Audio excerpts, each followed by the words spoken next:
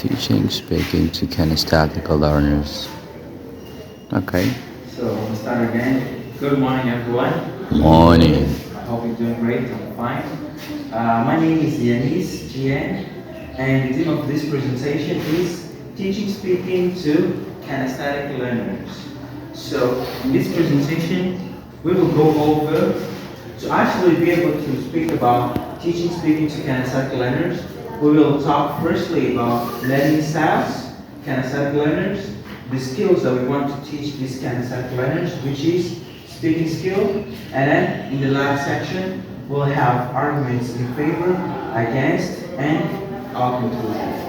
So let's delve into it. Learning style. So learning styles are the style. Learning styles are the ways in which people or individuals or students, learners, they prefer to learn and process information. So learning styles refer to individual differences when it comes to process information, understand information, moreover, remember it. So learning styles, and right there we can spot its main importance because learning styles is one of the most important factors when it comes to student success because by understanding students' learning styles, the teacher, but not only the teacher, the students themselves, they can find an easiest way, a way that suits them, according to their features, their personality, so that they can be successful in the process of learning.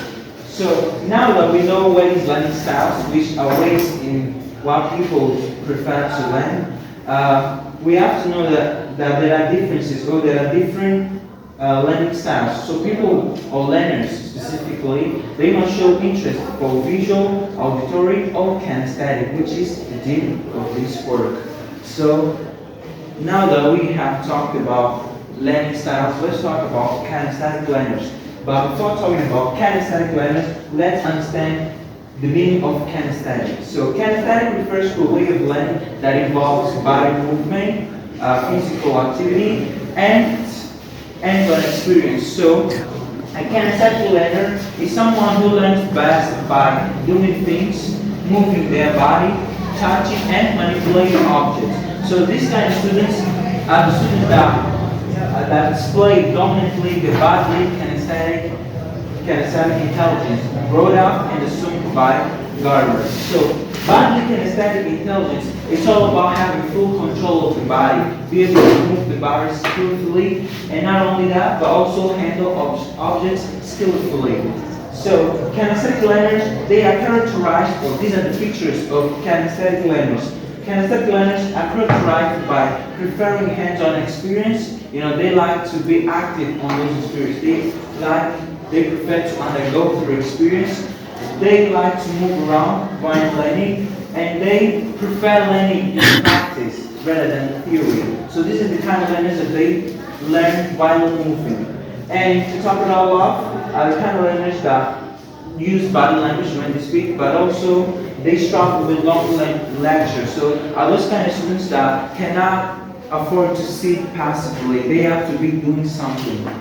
So now that we know what is learning styles, what are those kinesthetic learners, what is their features, let's talk about, in a short way, superficially, about the skills that we want to teach to those kinesthetic learners. So, speaking. Speaking is a productive oral skill which involves producing systematic uses of words to convey meaning, to communicate. So it's a productive skill, which means that learners, they must actively produce the word. They must actively produce language, not just understanding. So it is used to convey meaning, ideas, thoughts, feelings to others clearly. So here there's a problem. Actually, it's not a problem. I would say a misconception about it when it comes to the speaking English. To the speaking skill is that many people think that speaking is just talking, but it's not entirely like that. Actually, to be able to speak fluently, you have to master these concepts here that I've stated here. So pronunciation, saying words clearly, vocabulary, vocabulary, choosing the right words in the right context or for the right context, also addressing a specific target with grammar, forming correct sentences, and then we have fluency, which is the state that most people want to get. Fluency means speaking smoothly and naturally, but people or students specifically, they only enter this level when they have already mastered these three: pronunciation, vocabulary, grammar, because this state is the kind of state where learners, they speak fluently, so they are not anymore thinking about saying words clearly or choosing the right words. Everything just happens naturally, so they speak naturally. So they convey meaning, ideas, thoughts, feelings without thinking. So sometimes it seems that sometimes it might even seem that they are not thinking when they speak, but they are thinking, because no one speaks without thinking. But they have mentioned this fluency, so they speak smoothly. And to talk about what we have interaction, which is about responding and communicating with others. So these are the concepts that are in or that form this speaking skill. So now that we already know who are those kinesthetic learners, and now we know what we have a concept about the skill that we want to teach these kinesthetic learners. Let's see how to teach speaking to these kinesthetic learners.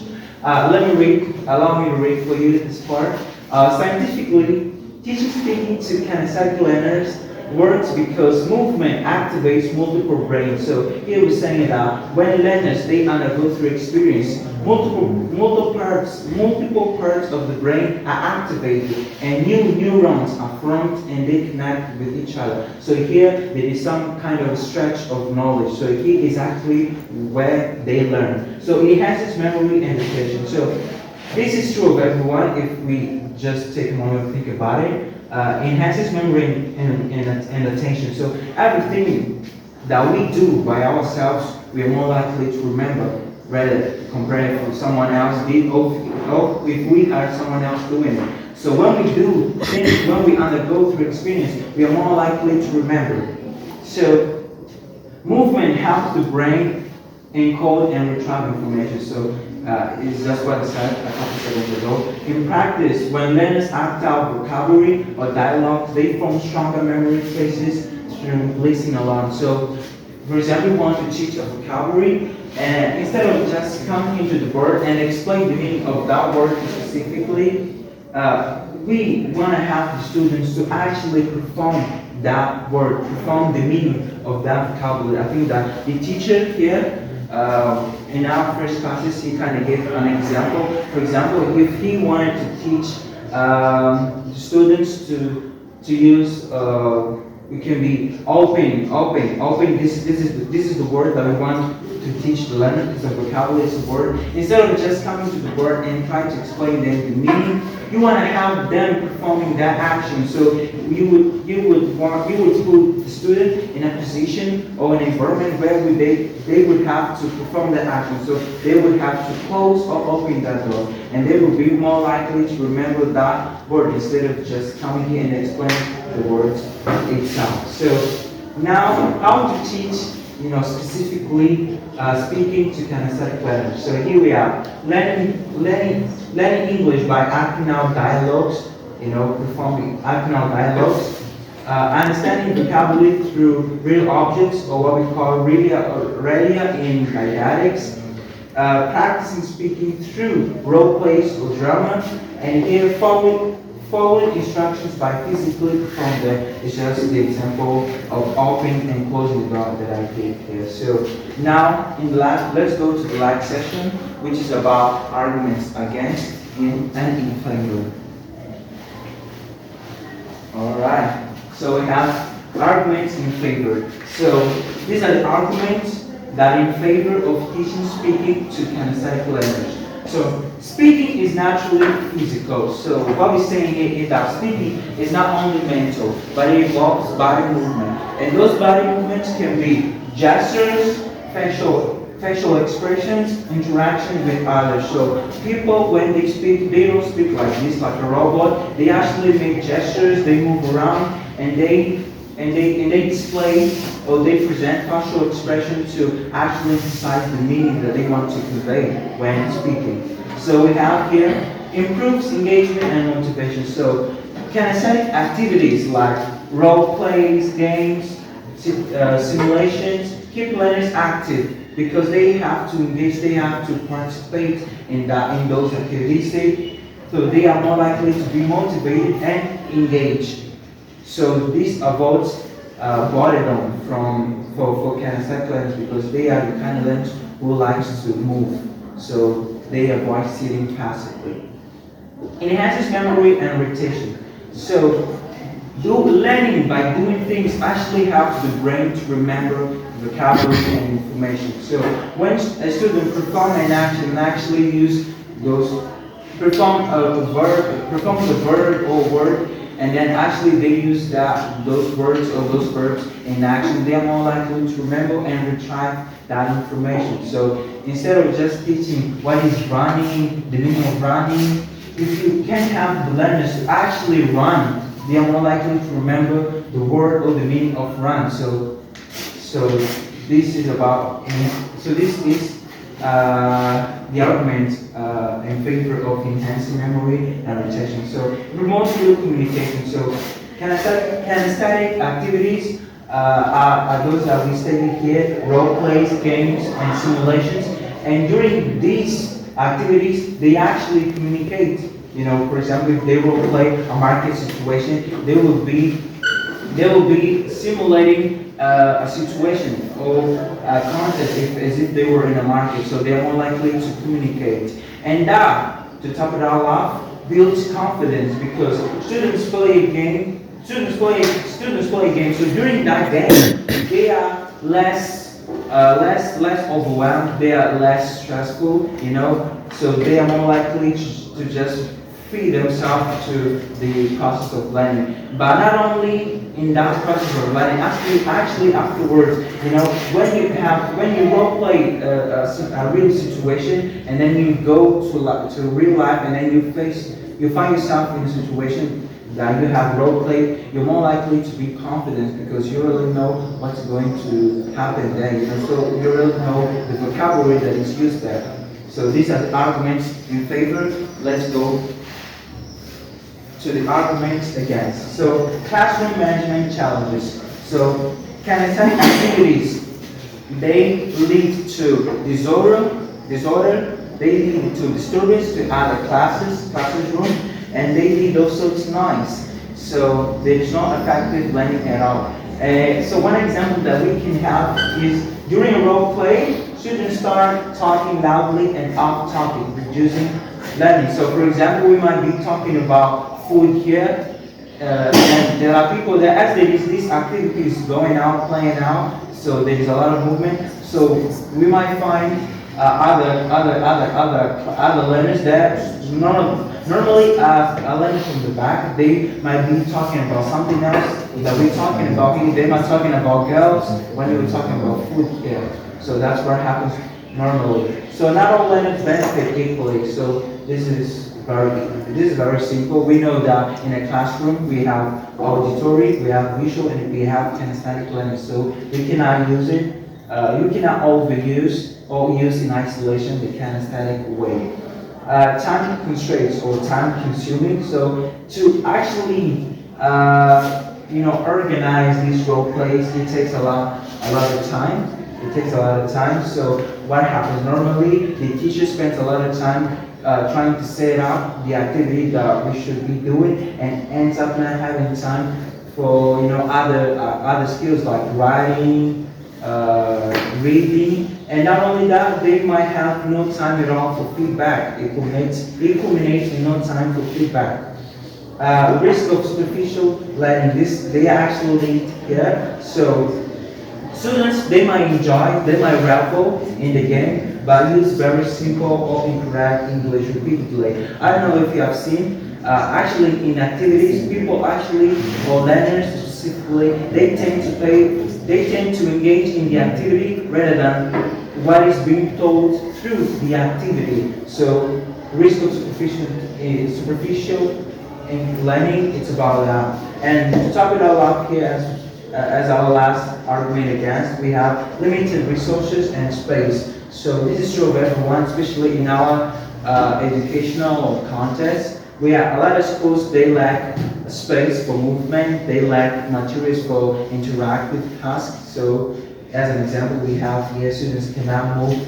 They cannot move because legs are too close together. So is this, if we were to perform a dance routine, it would be difficult because the chairs, the desks, they are close together. So to finish, let's go to the conclusion. There are a lot of things here, you can read if you want to, but all of this can be broke down into simple words. Scientifically speaking, but not only scientifically, in a pedagogical and psychological perspective, it works wonders. But we cannot use the kinesthetic way in isolation. But that's where my insight comes. We know that there are people who might prefer auditory, might prefer auditory, might prefer visual, but kinesthetic works for everybody because at the end of the day, we all want to have fun. We want to engage ourselves in activities that are meaningful for us, and actually that's how we've been learning English since not only English but any language since we were kids. So this is all about teaching speaking to kinesthetic learners. So here the activity proposed is teaching vocabulary through dancing. So I will skip that, but you can read it if you want to. But a dance, teaching vocabulary through dancing. A dance involves body movement, which helps learners remember vocabulary better, stay engaged, connect language with action. So kinesthetic learners would be learning through movement, which is the dance, furthermore combining the body with language. So how will this proceed? So allow me. So what would we have here? Forget about these words here. So the teacher, firstly we would play a song, and then the teacher would give a simple dance routine so that the students could, dance or follow. So when the learners are moving, dancing, the teacher, here we have, we're talking about vocabulary, body parts, the human body parts. So the teacher would choose, for example, a hat. So he would say hat, while the learners, they are dancing, the teacher would say hat, and then the classroom will have to repeat after him. Hat, for example, if we were playing a song here, I would say hat, and then the classroom or the learners will have to say hat, but for this to be a really speaking activity, the learners actually they have to speak. So later on, they would it would go one by one. Later on, they will have to choose any word here, and then the other when one chooses a word here, others will have to repeat, and on will go the activity. I don't know. I just ran out of time, but if this allowed me, I would play. You took 17 minutes. Oh, You talk too much.